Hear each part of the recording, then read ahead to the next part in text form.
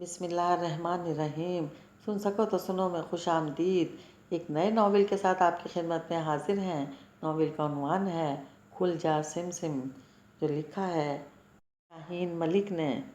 امید ہے آپ کو ہمارا یہ ناول پسند آئے گا۔ اگر پسند آئے تو آپ ہمیں اپنے کامنٹ باکس میں ضرور بتائیے گا۔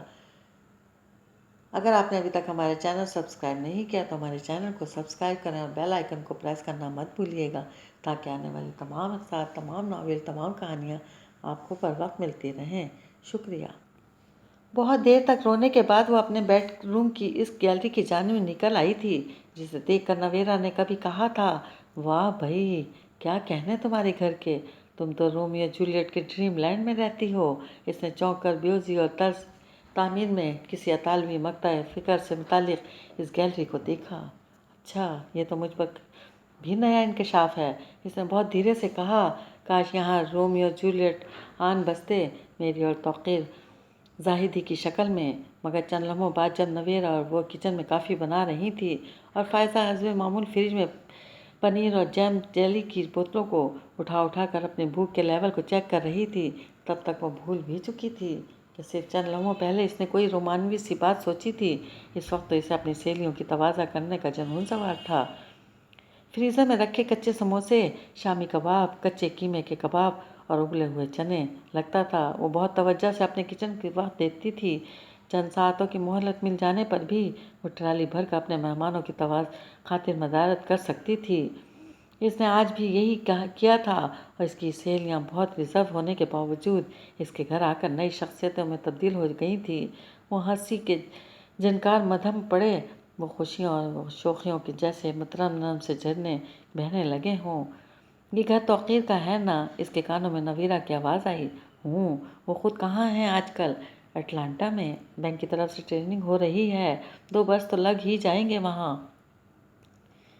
اس کی آواز بہت دور سے آتی ہوئی معلوم ہوئی۔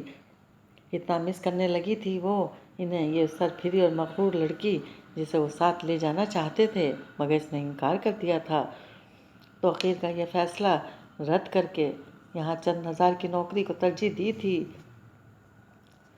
امیر کاظمی نے جو ایڈورٹائزنگ ایجنسی میں گروپ ہیڈ تھے، کل ہی بگڑتے ہوئے خاندان کی رودات بتاتے ہوئے اس پر بھی چوٹ کر دی تھی۔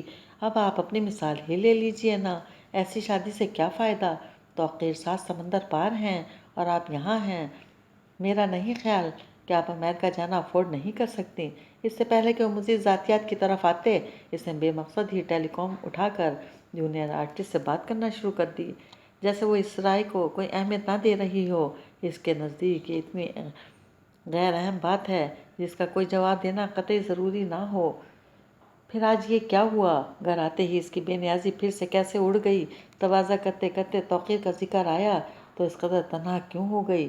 وہ سب تو یہی سمجھ رہی تھی کہ اپنے کیریئر اور کام میں دیوانگی کی حد تک محو ہو جانے والی یہ لڑکی توقیر کے جذباتی رویوں کی حوصلہ افزائی کر ہی نہیں سکے گی، مگر اس وسیع اور اس محل نما مکان میں وہ اپنی ہاؤس کیپر اور ڈرائیور کے ساتھ خود کو بہت ہی نامحفوظ سمجھنے لگی تھی۔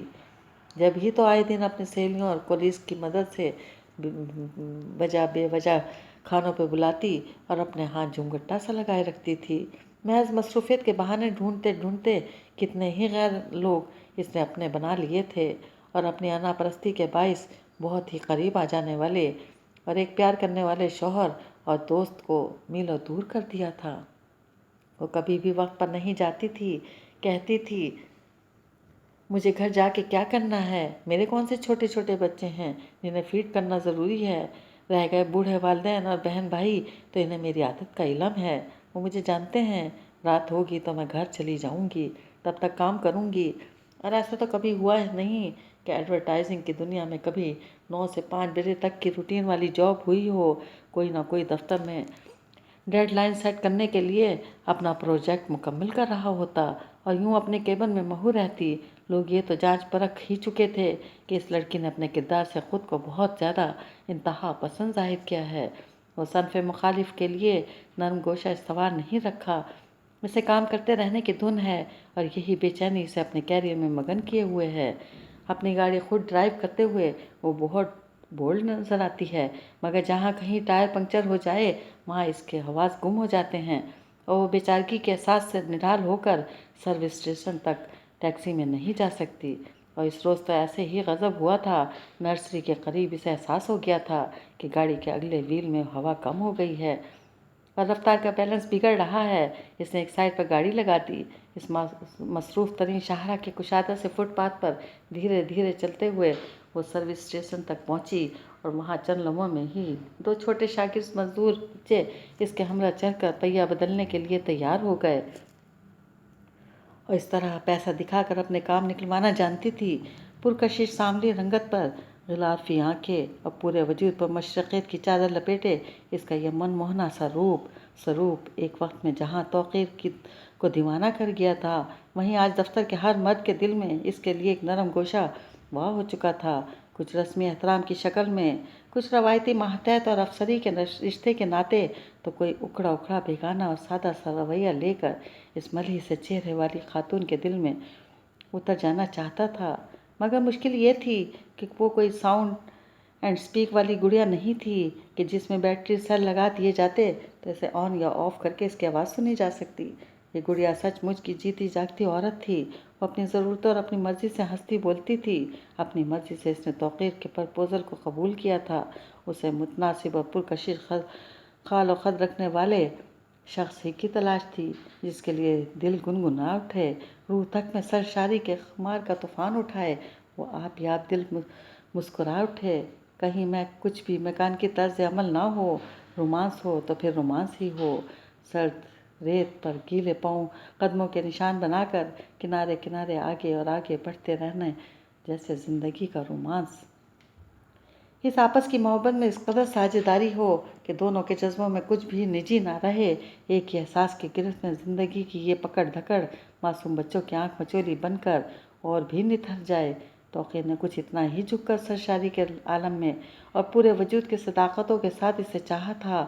توقیر زاہدی کو عرف عام میں سیلف میڈ انسان کہا جاتا تھا، جبکہ اس لفظ سے بہت چڑھتے تھے۔ انہوں نے دنیا کو مرعوب کرنے کے لیے اور خود کو منہ میں سونے کا چمچ لے کر پیدا ہونے والوں کی صف میں لا کھڑا کرنے کی پوری کوشش کی تھی۔ ان کو مکانات تعمیر کرنے اور پھر اچھے داموں فروخت کر دینے کا شوق تھا۔ بہت سا روپیہ جمع کرنے کے ساتھ ساتھ انہیں نوخیز لڑکیوں کا ان دیکھے انجانے دیسوں کی سرگزشت سنانے کا شوق بھی ہو گیا تھا۔ وہ لڑکیاں جو مسکراتی تھیں اور مسکرانے سے لے کر حالات کی کروٹ بدلنے تک مسکراتی ہی رہتی تھیں۔ بس یہ بھی عجیب اتفاق تھا کہ ان میں سے کوئی بھی لڑکی ان کی زندگی کی مسکراہٹ نہ بن سکی۔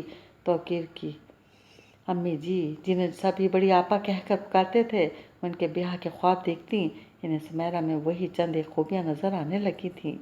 کیریئر بنانے کی دھن، گو کے گھر بسانے کی دھن پر غالب آ چکی تھی، لیکن کہیں بڑی آپا کو یقین تھا کہ کچھ عرصے بعد سبھی لڑکیاں مزاجاً اور طبیعتاً گھریلو اور مشرقی ہو جاتی ہیں، کیونکہ بچپن ماؤں کی گودوں میں گزار کر وہ آدھی مائیں ہی بن چکی ہوتی ہیں، اور جو نہیں بنتی وہ ایک خاص عمر کو پہنچ کر بن جاتی ہیں۔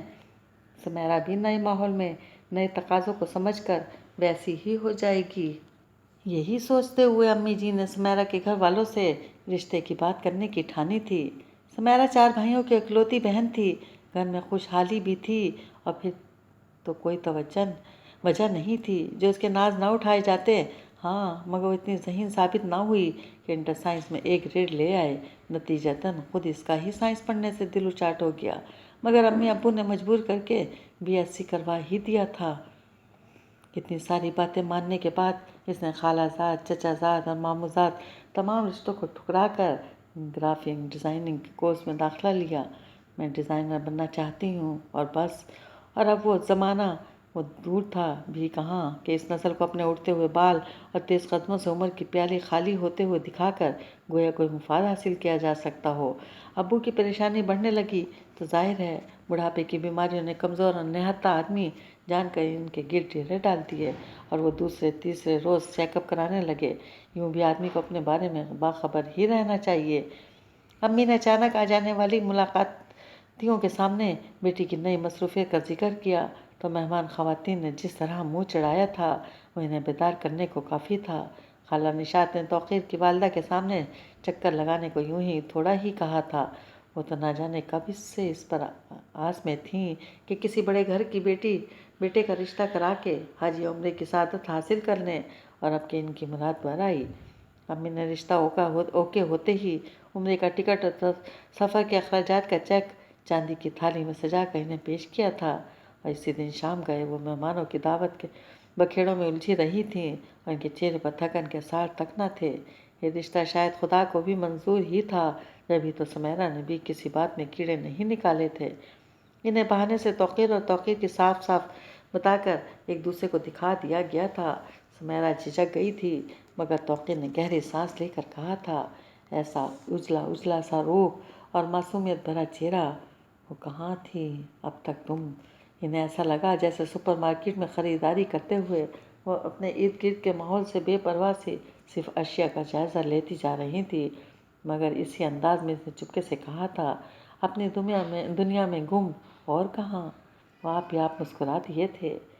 خالہ نشاط نے ان کے جوڑ کا رشتہ ڈھونڈ نکالا تھا، رشتہ طے بھی ہو گیا، مگر اب تک یعنی منگنی کی باقاعدہ رسم ہونے تک وہ صرف ایک دوسرے کو دیکھ کر مسکرائے ہی تھے۔ دل میں چھپے نازک جذبوں نے یہی تو توقیر سے پوچھا تھا، اور صاحب تم چاہتے کیا ہو؟ انٹلیکچوئل لڑکی صحیح، مگر ٹھیک ٹھاک مشرقی بھی ہے۔ وہ ساری باتیں جو تم اپنی گرل فرینڈ سے کرتے آئے ہو نا، وہ یہ نہیں کرے گی۔ شادی سے پہلے تمہارے ساتھ آؤٹنگ کا تصور بھی نہیں کر سکتی وہ۔ اور وہ ڈھال سے ہو کر ایک طرف بیٹھ جاتے، گھنٹوں اس کی اور اپنی تصویریں دیکھتے، اور پھر راضی فاروقی کی نظم گنگناتے رہتے، ہمیں تم سے بالکل محبت نہیں ہے، ذرا بھی تمہیں ہم نہیں چاہتے ہیں، مگر یہ جو سینے سے چمٹی ہوئی درد کی بیل ہے نا، یہ بڑھتی چلی جا رہی ہے مسلسل، نئی خوشبوؤں کے نئے پھول پتے اٹھائے، بہت غمزدہ ہیں، مگر یہ جو دنیا ہے ہم سے بھی زیادہ اداسی کی بارش میں بھیگی ہوئی ہے، بہت کھوکھلی ہے۔ اگرچہ یہ سچ ہے کہ تم سے ہمیں کوئی الفت نہیں ہے، مگر پھر بھی آؤ ہمیں درد کی بیل کے بازوؤں میں رہائی دلاؤ کہ دنیا ہمیں کھوکھلا کہہ کر کے اپنا بنا نہ سکے۔ وہ بہت دیر تک آنکھیں موندے لفظوں کے معنی خیزی پر غور کرتے رہے۔ اسی وقت موبائل فون پر کال آ گئی۔ ہاں مہر، کیسی ہو بھئی؟ آج کیا بات تھی؟ جلدی کیوں اٹھ گئیں آفس سے؟ وہ چھٹتے ہی بے تکلفی سے ذاتی باتیں کرنے لگے تھے۔ کون آیا ہے؟ طلحہ بن جابر، وہ خوشی سے چلا اٹھے۔ میں اسی کو لینے ایئرپورٹ گئی تھی، میرا خیال تھا فلائٹ لیٹ ہو گئی، مگر جناب طلحہ صاحب تو بنائے ہوئے کلیئرنس لے کر مجھے ڈھونڈ رہے تھے۔ تمہیں کیا بتاؤں کیا ہو گیا ہے اس شخص کو، کتنا لڑا ہے وہ مجھ سے، صرف 20 منٹ دیر سے ایئرپورٹ پہنچنے پر بہت یاد کر رہا تھا تم کو، اس وقت آرام کر رہا ہے، اور میں چاہتی ہوں کہ تم ہمارے ہاں آ جاؤ، رات کا کھانا کہیں باہر۔ ویسے تو مجھے ہونے والی سسرال جانا تھا، لیکن بھائی طلحہ روز روز کب آئے گا؟ جان، میں ابھی حاضر ہوا، تم اسے سرپرائز دینا کہ میں آؤٹ آف کنٹری ہوں۔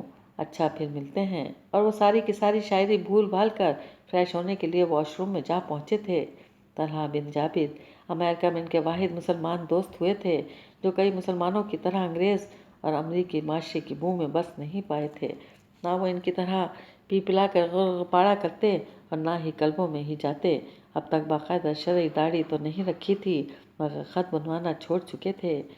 اب شاید انہیں اتنے عرصے بعد توقیر اور وہ ایک ہی کمرے میں رہتے تھے، جبکہ اس عمارت میں افریقی، ایشیائی، یورپین اور انڈر گریجویٹ نوجوانوں کی ایک فوج رہتی تھی۔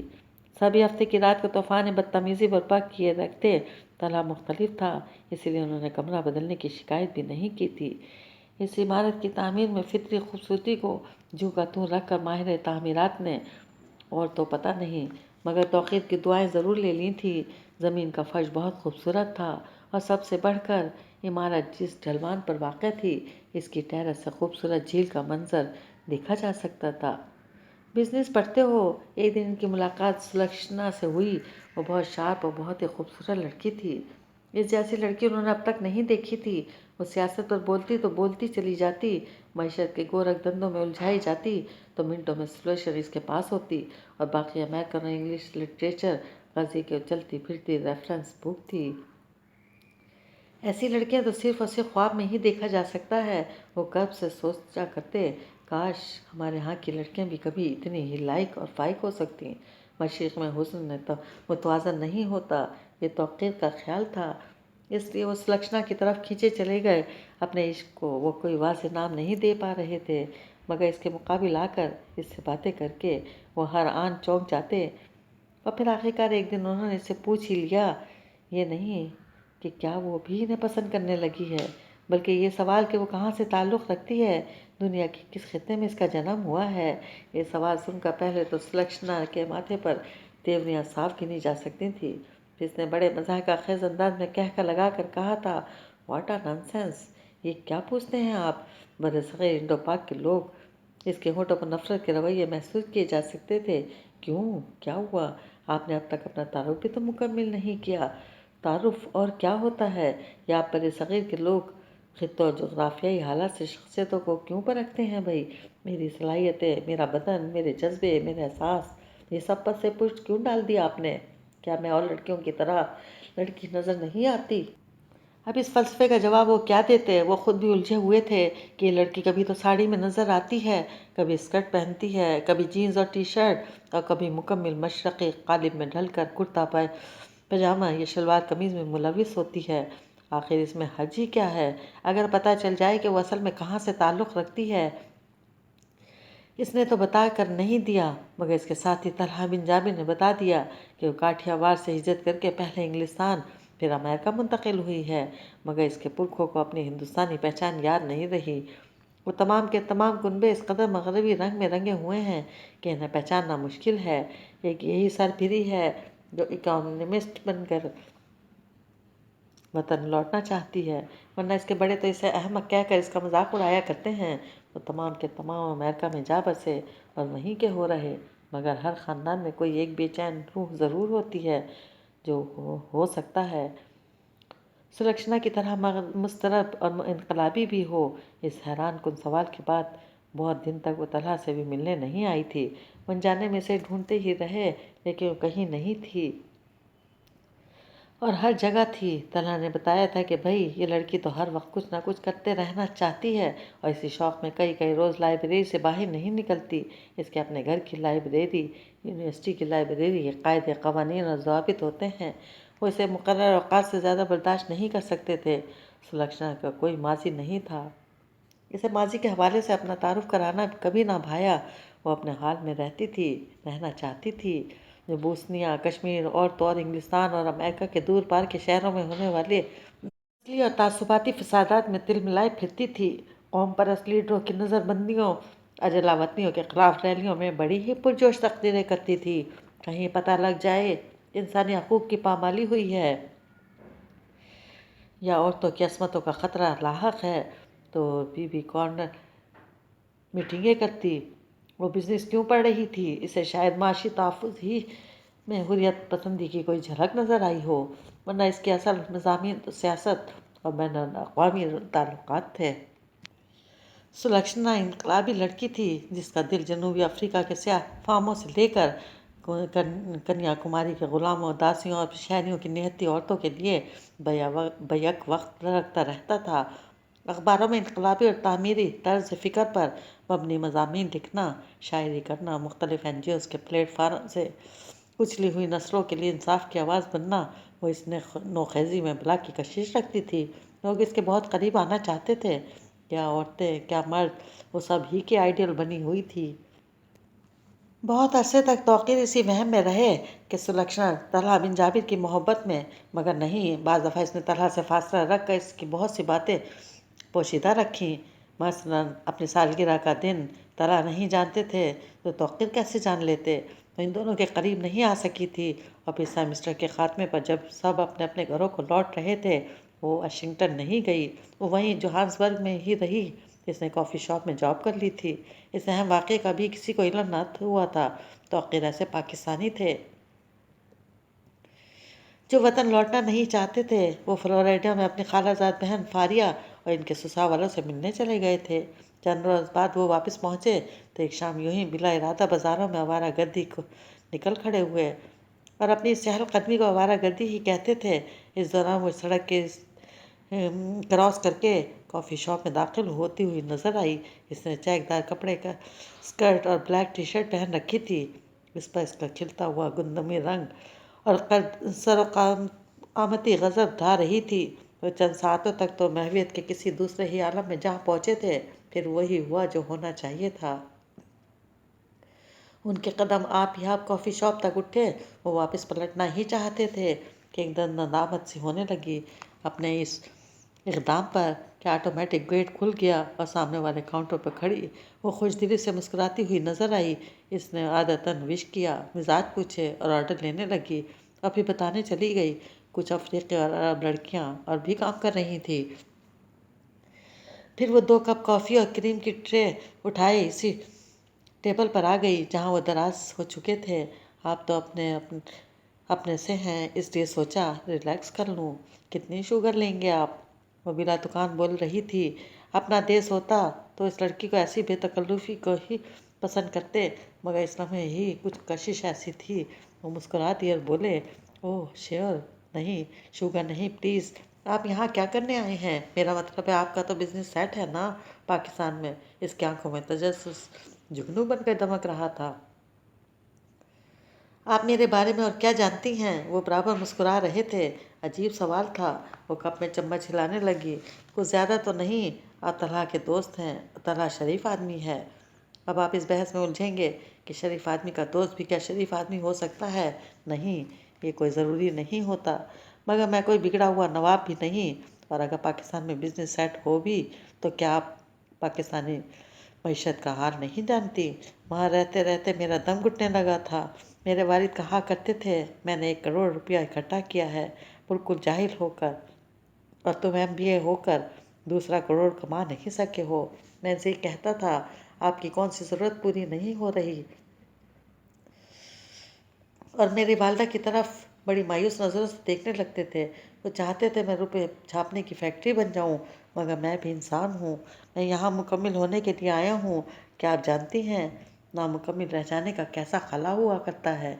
नहीं नहीं, आपको एक मुकम्मल औरत हैं, आप कैसे जान पाएंगी ये कैसा अजाब और कितना बड़ा नासूर होता है।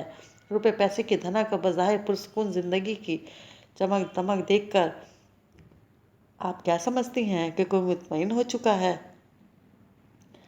सुलक्षणा ने एक पाकिस्तानी शायर राजी फारूक के शेर का हवाला इसी शायर दूसरे एक शेर से दिया। ऐसे ही ताज़ा फिक्री और जबरदस्ती की दौलत रखती थी वो। धीरे से मुस्कुरा दिए, जैसे दिल के नाजुक तार छेड़ दिए हों। एक ज़ाती सी बात पूछ लूँ? वो कहीं खोई हुई थी। यहाँ काम करना कैसी मजबूरी है? छुट्टियाँ गुजारने घर क्यों नहीं गईं? उन्होंने बहुत करीब आने की कोशिश की थी। वो सोचती रही कि ज़ाती बात का कितना तसल्ली बख्श जवाब दे, या फिर अंग्रेज़ी में गाली देकर कुर्सी खाली कर दे और वापस काउंटर पर जा बैठे। लेकिन यही वो लम्हा था जब इसके दिल के कुछ नरम गोशे वाह हुए थे। मेरा कोई घर नहीं है। और इसने ठंडी पड़ने वाली कॉफ़ी एक ही सांस में हलक में उंडेल ली। कोई ऐसे भी कॉफ़ी पी जाती है, मगर हाँ, जब दिल बहुत ही दुखा हुआ हो। नहीं, तो आखिर ने सिर्फ इतना कहा। और उसकी समझ से बाहर था कि उस औरत की हमदर्दी में और क्या कहें। नहीं, सच कह रही हूँ। हुआ यह कि मेरे अब्बाजाद तीसरी दुनिया के एक पसमानदा मुल्क से हिजरत करके यहाँ आए थे। उन्होंने यूरोप के दूसरे मुल्कों में भी मजदूरियाँ की और फिर अमेरिका में प्रॉपर्टी का बिजनेस कर लिया। प्रॉपर्टी का बिजनेस समझते हैं आप कोड़ियों के मोल मखदूश इमारतें खरीद कर इन्हें सर तामीर डिज़ाइन तज़ीन करके और फिर अच्छे मौसमों में मुनाफे से बेचना। मेरे जन्मभूमि वाले शहर में तो दूध की एक बोतल के बस मौलूद बच्चे फ़रोख्त हो जाते हैं। मेरी सगी माँ भी कुछ ऐसी ही मजबूर होगी कि इसने इन व्यापारियों की झोली में मुझे डाल दिया था। अब पता नहीं मेरा बाप कौन है। घर में 4 मर्द रहते हैं, चारों मुझे अपनी बेटी कहते हैं, मगर इनकी बेटियां मुझे बहन मानने को तैयार नहीं। इसी तरह झूठा खाना और उतरन पहनना सहते सहते मैं बड़ी हुई हूँ। मेरी माँ यानी मुँह बोली माँ ने एक दफ़ा कहा था कि ये किसी जीनियस की औलाद मालूम होती है। पता नहीं ऐसा दिमाग हमारी बच्चियों को क्यों ना वदियत हो सका। मैं अगर इनके जूते खाती रहती तो आज इतनी दौलतमंद होती कि ऐसा कॉफ़ी शॉप अपना बना लेती, मगर इनके सामने कभी फ़ख्र से सर उठा कर ना चल पाती। मेरी सलाहियतें आपके भी सामने हैं। मैं सलूक की तो मुस्तहिक नहीं। मेरे सामने 2 रास्ते थे। बालिग होने के बाद अपनी बाकी मादा ज़िंदगी को इस बेरहम औरत के मनफी रवैयों के शिकार बने देखती रहती। آسمان کی طرف رحم کی نگاہ مرکوز کر کے تقدیر کو دوش دیتی رہتی، یا ظلم کے سامنے آہنی دیوار کی طرح تنی رہتی اور اپنی شخصیت کو نئے قالب میں ڈھال لیتی۔ مجھے ہندوستان جانے کا اتفاق ہوا اور اپنے آبائی اور اصل گھر میں بھی، مگر میں نے دیکھا کہ ان لوگوں کو نہ تو کبھی میرا انتظار رہا، نہ خواہش اور ضرورت۔ وہ مجھے اچھی فیڈ دینے کے لیے بے اولاد جوڑوں کے ہاتھوں فروخت کر چکے تھے۔ اب اس بات کے وہ ذمہ دار نہ تھے کہ میرے صدقے میں خدا نے انہیں 2 بیٹیاں دی تھی اور وہاں میری قدر گھٹ گئی تھی۔ وہاں میری ماں مر چکی تھی، باپ نے دوسری شادی کر لی تھی۔ میرے 7 بہن بھائی دن رات کوشش میں لگے رہتے کہ کسی طرح مجھے اپنے وطن سے نفرت ہو جائے۔ کتنے بے بس اور مجبور لوگ تھے۔ کبھی کبھی سوچتی ہوں میری سگی بہنیں بھی تو ستیلی ماں کے دکھ برداشت کر ہی رہی ہیں، مگر وہ اس سے نفرت پھر بھی نہیں کرتی۔ یہ امریکہ کی کرامات ہیں کہ میں اپنی منہ بولی ماں سے نفرت کر رہی ہوں، جبکہ میری ہندوستانی ماں طاقتور اور جابر ہو کر بھی اس آس میں ہے کہ میں اس کے بچوں اور اپنے 2 بھائی بہنوں کو امریکی شہریت دلا سکتی ہوں، لہٰذا وہ میری خاطر مدارت میں کوئی کمی نہیں آنے دیتی۔ آن میں انہیں میری ضرورت کا یقین ہو گیا تھا۔ اب ان لوگوں کا مجھ سے توقع کا رشتہ بن گیا تھا۔ اس سال میں نے ایک سگے بھائی اور ایک ستیلے کو اسپانسر کیا اور 6-7 مہینے تک وہ یہاں آ سکیں گے۔ میں نے جتنے دن ہندوستان میں گزارے، ایک ایک کو پکڑ کر کہا، خدا کے لیے بچوں کو بیچا نہ کرو، کیونکہ تم نہیں جانتے تمہاری نظروں سے اوجھل ہوتے ہی ان نادار بچوں کے ساتھ کیسا رسمی سا تعلق رکھا جاتا ہے۔ بچپن تو معصومیت میں گزر جاتا ہے، مگر بڑے ہوتے ہی سمجھ آنے لگتی ہے کہ انہیں کہاں کہاں اہمیت ملتی ہے اور کہاں کہاں نظر انداز کر دیا جاتا ہے۔ ان کی شخصیت میں جان بوجھ کر خلا چھوڑے جاتے ہیں تاکہ وہ چلتی پھرتی لاشیں بن جائیں۔ رحم رحم رحم اس کے عارض شعلوں سے دہک رہے تھے، اس کی آنکھوں میں شبنم محسوس کی جا سکتی تھی۔ وہ کسی سے انتقام نہیں لے رہی تھی، مگر درد کی وہ لہر جو اس کے اندر کو جھلسائے ہوئے تھی، وہ تپش جو بھی محسوس کرتا رو پڑتا۔ تبھی تو اس قدر خود مختار تھی کہ اسے خوف آنے لگتا تھا۔ وہ کسی مرد پر بھروسہ تو دور کی بات انحصار تک نہیں کرتی تھی، اور عجیب کمال کی بات یہ تھی کہ کوئی کام پڑتا، کوئی الجھن ہوتی تو اسے طلحہ، ایان، کمال یا پھر توقیر یاد آ جاتے۔ وہ بے دھڑک تنظیموں کے کام ان لڑکوں کے سپرد کر دیتی۔ ان میں ایان عرب نوجوان تھا جو فرینچ کٹ داڑھی میں اپنے بھولے معصوم چہرے پر بڑا پن لانے کے لیے مونچھیں رکھنے لگا تھا۔ ایان کا قطر سے ڈرافٹ آتا تو سب سے پہلے سفید اور گلابی رنگ کے گلابوں کا گلدستہ بنوا کر سلکھشنا کے حضور پیش کر دیتا۔ وہ اسے جواب میں بلیک کافی اور چاکلیٹ پیش کرتی اور طالبان حکومت سے لے کر ایران کے شہنشاہ کے زوال تک گھنٹوں گفتگو کرتی۔ توقیر کو اس نے رفتہ رفتہ ہی محسوس کرنا شروع کیا تھا۔ بجائے اس منحنی سے نوجوان میں اگر کوئی کشش تھی تو نیلی آنکھوں کی ہی، ورنہ گورے رنگ پہ دوسری ناک نقشے سے تو کوئی کمال دکھایا نہیں تھا۔ البتہ اسے احمد فراز، احمد ندیم قاسمی، قطیر شفاعی اور کئی دوسرے شعراء کے دیوان ازبر تھے۔ پاکستان میں تو نوخیز اور درمیانی عمر کی ہر لڑکی ان سے متاثر معلوم ہوتی۔ کئی نے اشارتاً مل بانٹ کر گھر بسانے کی بات بھی کر لی تھی۔ وہی اپنی کاروباری سمجھ بوجھ اور استطاعت میں اضافے کو دنیا کے ہر دوسرے کام سے زیادہ اہمیت دینے لگے تھے، ورنہ خاندان کی مدھو بالاؤں اور وجنتی مالاؤں کی کوئی کمی نہیں تھی، مگر سلکھشنا۔ وہ 2 روز تک کیمپس نہیں گئے، رات بھر سکون سے سو ہی نہ سکے تو صبح طبیعت کے ساتھ لیکچر لیا۔ فضول میں سبکی ہوتی۔ اگر پروفیسر ان کی غیر حاضر دماغی کو پہچان لیتے، وہ سلکھشنا کی طرح ایان اور اپنے ساتھ اسی کے کسی والنٹیئر پروجیکٹ کی اختتامی تقریب کے موقع پر کھینچی ہوئی تصویریں دیکھ کر بولے، کیا ہے اس لڑکی میں جو بھٹکنے سے بھی روکتی ہے اور اپنے تک آنے کو کوئی راستہ بھی نہیں دیتی، جس نے کبھی سنگار بھی ایسا نہیں کیا کہ کسی پکاسو یا کسی زینٹ جیسی خوشبو کی سے اسیر ہو جاتے۔ یہ غیر ضروری ہار سنگار ہمارے ہاں کی چھوٹے چھوٹے دماغوں والی لڑکیوں کی ضرورت ہے۔ وہ اسی طرح خود کو بااعتماد ظاہر کر پاتی ہیں، مگر لڑکی کوئی بھی ہو، توقیر نے جان لیا تھا کہ خواہ لڑکی دنیا کے کسی خطے سے تعلق رکھتی ہو، وہ سانس لیتی ہوئی محبت اور چاہت کی خواہش کے آگے خود کو سرنڈر کر دیتی ہے۔ برسات کے دنوں میں توقیر اور سلکھشنا کی دوستی بڑھی تو تب تک توقیر پر انکشاف ہو چکا تھا کہ سلکھشنا سلطان محمود نامی ایک آرٹسٹ سے محبت کرتی رہی ہے۔ وہ انجانے میں جتنا اس کے قریب آئے تھے، اب جان بوجھ کر بھی دور ہٹ نہیں پا رہے تھے۔ یہ زندگی کی عجیب کریہ سی صورت تھی جس میں توقیر کی تقدیر مات کھا گئی تھی۔ اس رات وہ بے مقصد سڑکوں پر چلتے رہے، تیز بارش میں بھیگتے رہے تاکہ مرد کے آنسو بارش کے پانی میں گم ہو جائیں اور دل ہلکا ہو جائے۔ اف، اتنی محبت کرنے لگے تھے وہ، صرف ایک لڑکی کی ذہانت اور متانت نے انہیں جن سے مخالف کے آگے سرنڈر کر دیا تھا۔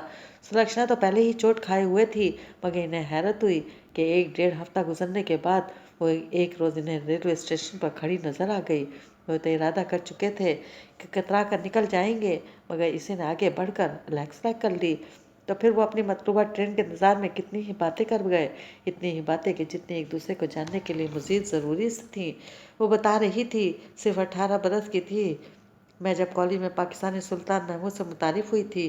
عجیب کشش ہوتی ہے پہلی محبت میں، بہت سی دیوانگی، تھوڑی تھوڑی فراست اور بہت ساری معصومیت میں، اور وہ دن بھر ساتھ رہتے تھے۔ کتنی بے وقوفی کی بات ہے نا کہ ہم نے محبت کو ایمان اور مذہب سمجھ لیا تھا، جبکہ میں ہندو اور وہ مسلمان تھے۔ اسی کے ہی نہیں، میرے بھی متعلقین نے شور مچا دیا، وہ ہمارے دھرم کا نہیں، آج دھرم کو بھی کھلونا بنا لیا گیا ہے۔ میں نے اسلام کا مطالعہ کیا، جب میں نے ادھر ادھر کے لوگوں کے دلائل دیے تو سب نے مجھے باغی، سرفرے، انقلابی اور بدکردار کہہ کر زندہ درگور کر دیا۔ سلطان ہار گیا، میں نہیں ہاری، میں آج بھی اسلام کا مطالعہ کرتی ہوں۔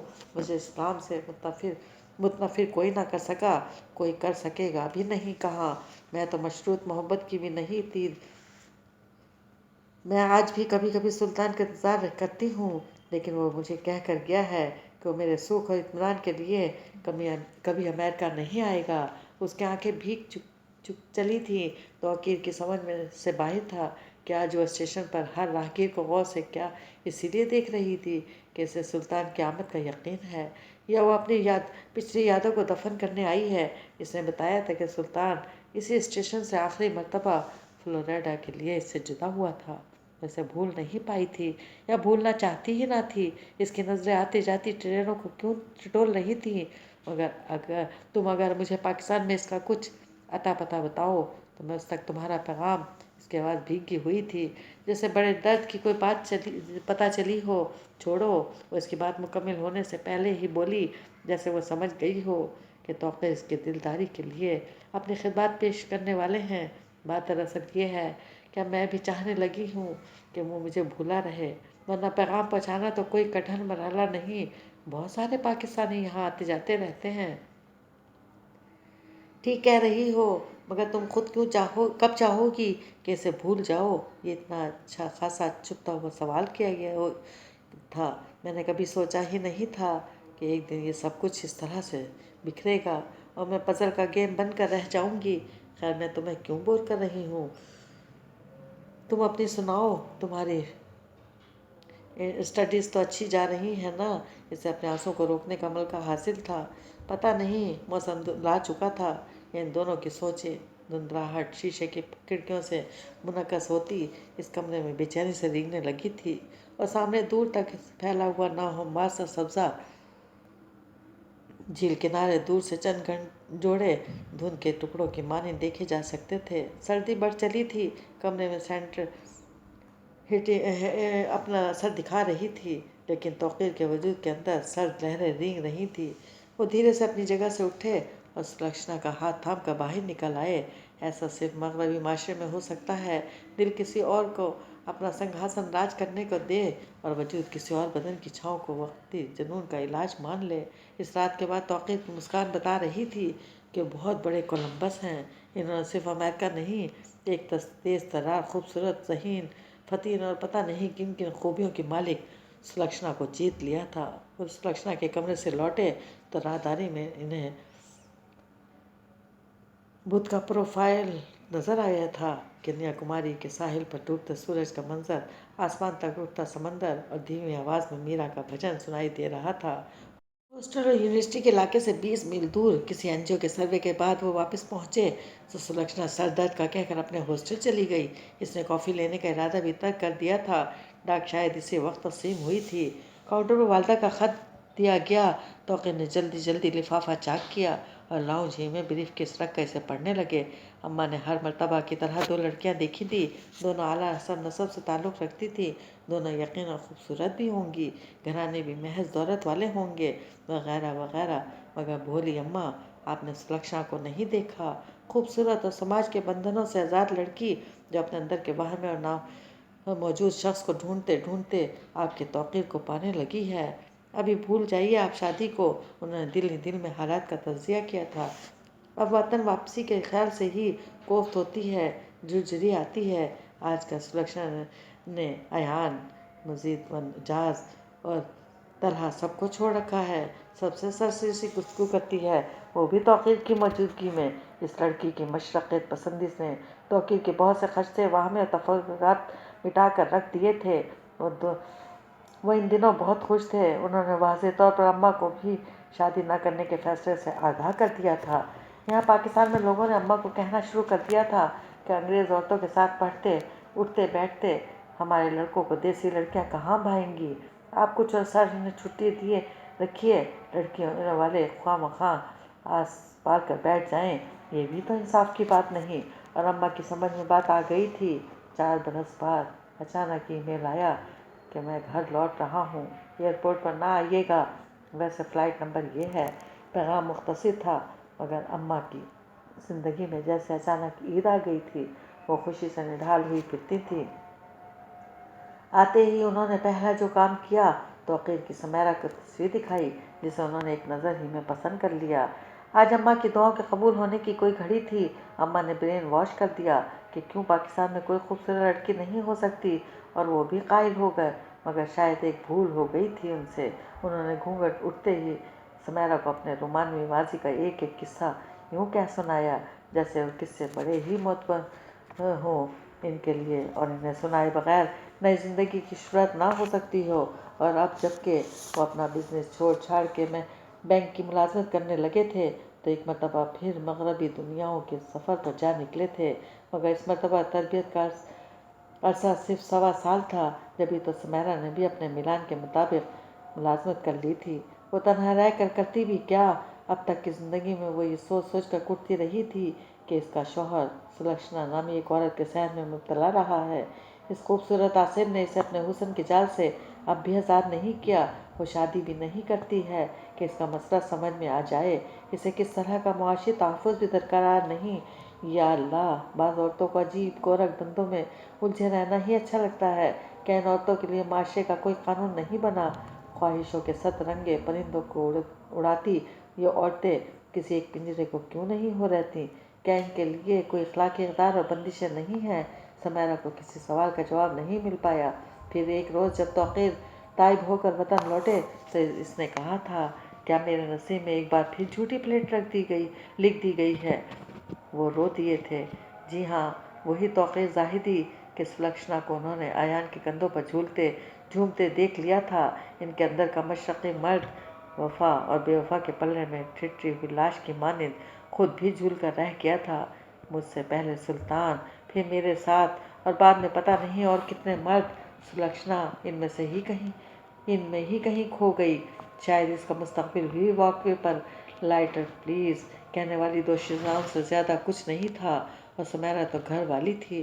قدرت نے ان کے ہاتھ میں بہترین صابن برتن دھونے کا اور اسکاچ برائٹ دے دیا تھا۔ وہ توقیر کی شکل میں ملنے والی کتنی ہی جھوٹی پلیٹوں کو دھو دھلا کر رکھ سکتی تھی۔